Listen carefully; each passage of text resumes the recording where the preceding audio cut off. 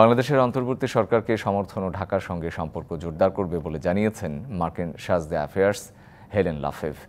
Visa প্রক্রিয়া ত্বরান্বিত করতে ঢাকায় মার্কিন দূতাবাস এই সপ্তাহে কনসুলার পরিষেবা পুনরায় চালু করবে বলেও জানান তিনি। এদিকে পররাষ্ট্র উপদেষ্টা তৌহিদ হোসেন বলেছেন, ভারত পাকিস্তানের সাথে বন্ধুত্বপূর্ণ সম্পর্ক রেখেই পশ্চিমা দেশগুলোর সাথে সম্পর্ক আরও বাড়াতে চায় সরকার।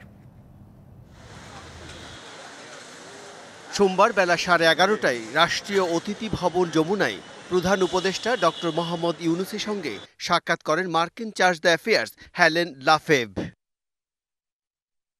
এ সময় অন্তর্বর্তী সরকারকে যুক্তরাষ্ট্রের সমর্থন দেওয়ার কথা জানান মার্কিন চার্জ দ্য অ্যাফেয়ার্স। বলেন, বিভিন্ন বিষয়ে ঢাকার সঙ্গে সম্পর্ক আরও জোরদার করবে তার দেশ। ভিসা প্রক্রিয়া ত্বরান্বিত করতে মার্কিন দূতাবাস শিগগিরই কনসুলার পরিষেবা চালু করবে বলেও জানান তিনি।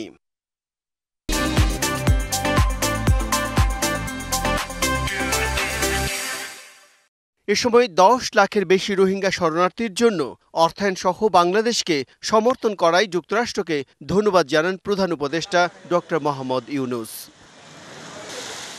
এদিকে বিকেলে পররাষ্ট্র মন্ত্রণালয়ের নিজ কার্যালয়ে সাংবাদিকদের সাথে কথা বলেন পররাষ্ট্র উপদেষ্টা তৌহিদ হোসেন।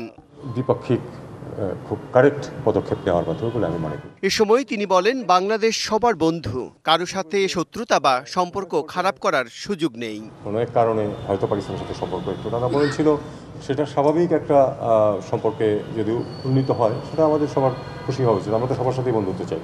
পাকিস্তানের সাথে তো এখন আমরা শত্রুতা করে আমাদের কোনো ফায়দা নেই।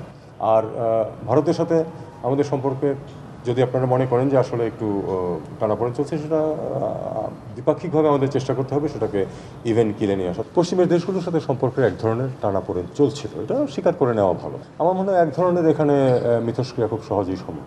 এ সময় ছাত্র জনতার গণ অভ্যুত্থান নিয়ে ভারতের গণমাধ্যম বাড়াবাড়ি করছে বলেও মন্তব্য করেন পররাষ্ট্র উপদেষ্টা তৌহিদ হোসেন। ভারতীয় মিডিয়া এটাকে খুব একেবারে হাইপ একটা সৃষ্টি করেছিল। আমার মনে হয় আমরা সেই স্টেজ পার হয়ে এসেছি। Bijan Kumar Das, DBC news, Dhaka.